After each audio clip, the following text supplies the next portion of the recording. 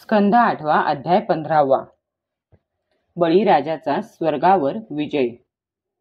राजाने विचारले, श्रीहरी स्वतःच सर्वांचे स्वामी आहेत, तर मग त्यांनी दरिद्र्याप्रमाणे बलीकडे 3 पावले जमीन का मागितली?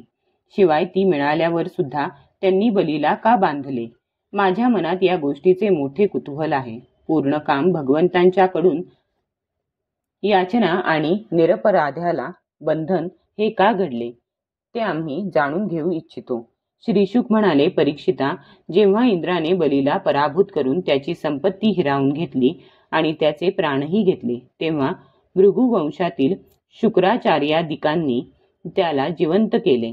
तेव्हा महात्मा बलीने भृगूंचा शिष्य होऊन आपले द्रव्य त्यांना अर्पण केले आणि तो सर्व प्रकारे त्यांची सेवा करू लागला। यामुळे प्रभावशाली भृगुवंशी ब्राह्मण त्याच्यावर अतिशय प्रसन्न झाले। स्वर्गावर विजय मिळवण्याची इच्छा करणाऱ्या बलीला त्यांनी महाभिषेक विधीने अभिषेक करून त्याच्याकडून विश्वजित नावाचा यज्ञ करविला। हवीरद्रव्यांनी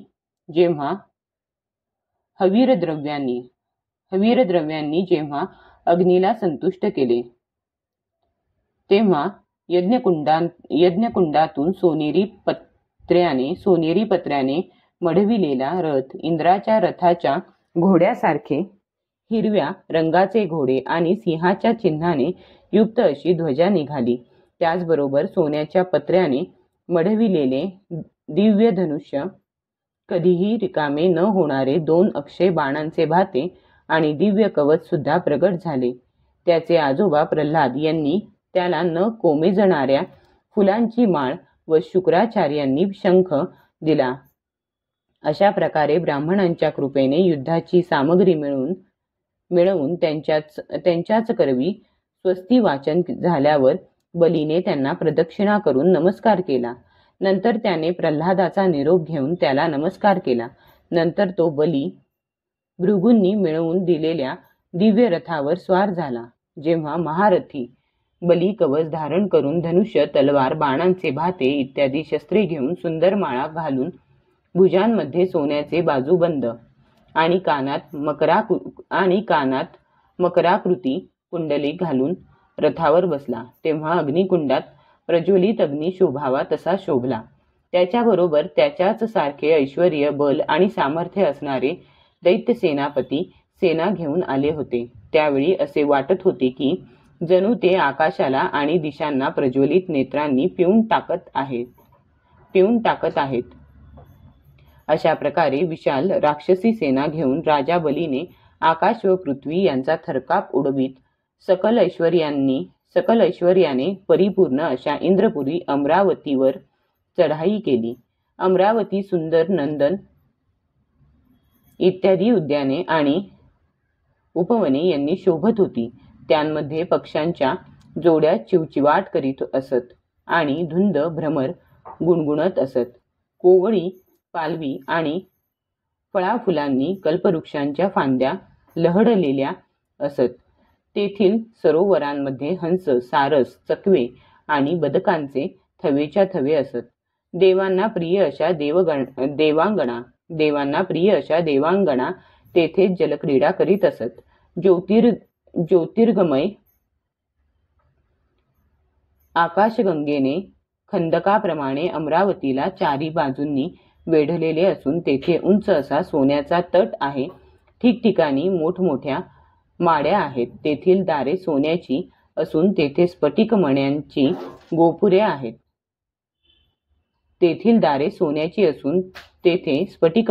गोपुरे आहेत। तीत मोठमोठे वेगवेगळे राजमार्ग आहेत। स्वतः विश्वकर्म्याने त्या नगरीची निर्मिती केली आहे। सभास्थाने, ओटे आणि मार्ग यांनी ती शोभायमान झाली आहे। 10 कोटी विमाने तेथे नेहमी तयार असतात आणि मण्यांनी मढविलेले मोठमोठे चौक आणि हिरे माणकांचे चबुतरे आहेत। तेथील स्त्रिया नेहमी 16 वर्षा असल्याप्रमाणे असून त्यांचे तारुण्य आणि सौंदर्य एकसारखे असते। त्या सुंदर स्त्रिया निर्मल वस्त्रे परिधान करतात। तेव्हा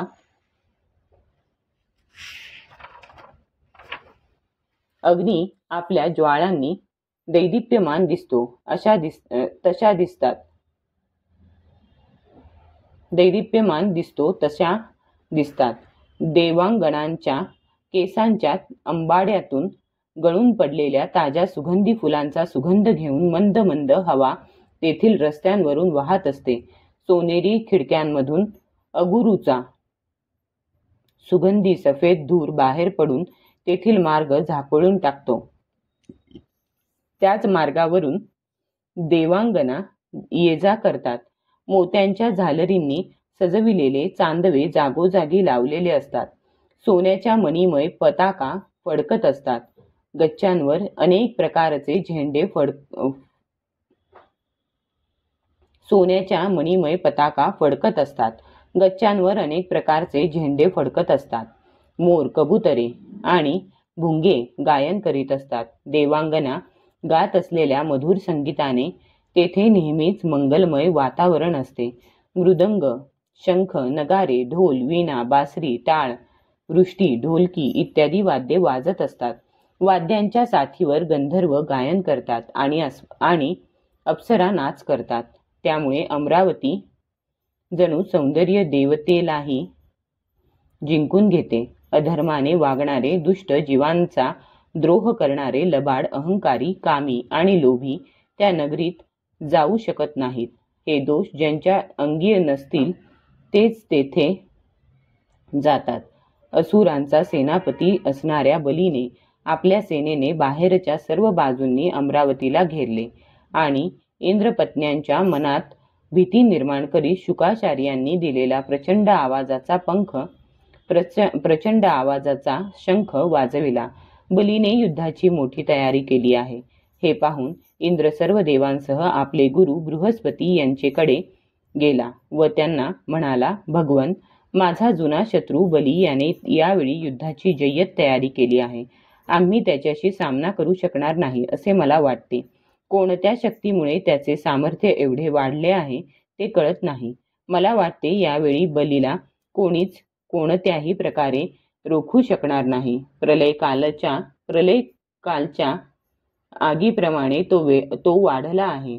तो तोंडाने हे विश्व गिळून टाकील, जिभांनी दाही दिशा चाटील आणि डोळ्यांतील ज्वालांनी दिशा भस्म करून टाकील असे वाटते.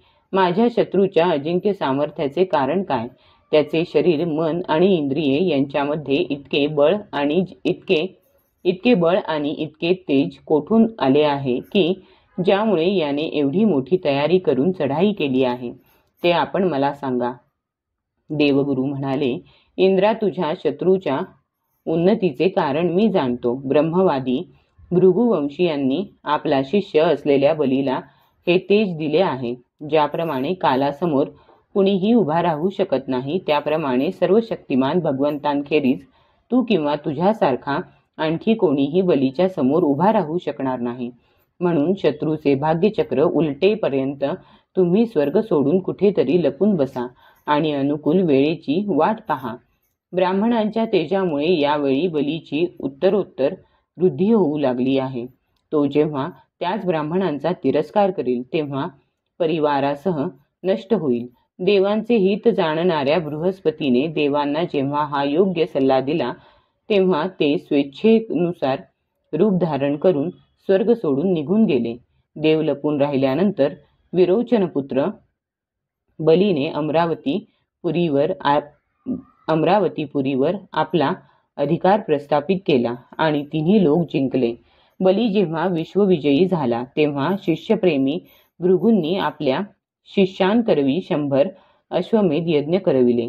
त्या यज्ञांच्या प्रभावामुळे बलीची तिन्ही लोकांत प्रसिद्ध कीर्ती दाही दिशांना पसरली आणि तो नक्षत्रांचा राजा चंद्राप्रमाणे शोभू लागला. ब्राह्मण देवतांच्या कृपेने प्राप्त झालेल्या समृद्ध राज्यलक्ष्मीचा तो महात्मा उपभोग घेऊ लागला आणि स्वतःला कृतकृत्य मानू लागला. अध्याय 15 समाप्त.